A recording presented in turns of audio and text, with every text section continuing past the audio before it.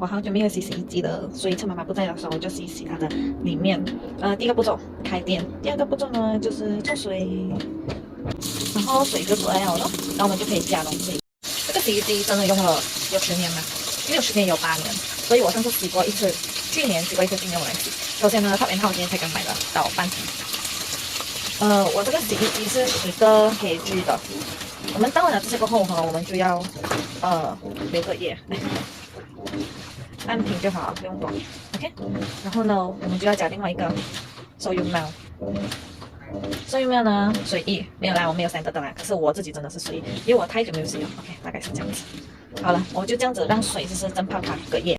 因为它是放热的嘛，是不是？我就让它调这个水的高度去到2/3，然后就可以泡过夜。我们明天再取。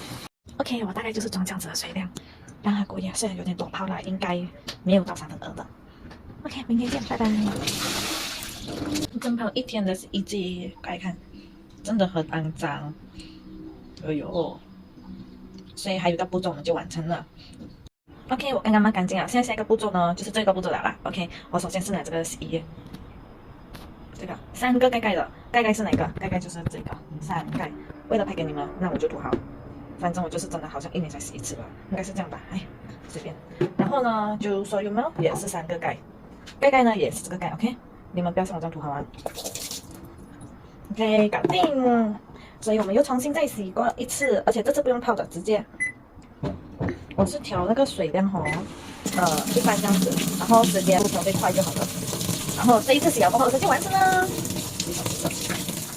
这3样就可以为我们洗好洗衣机啊省钱。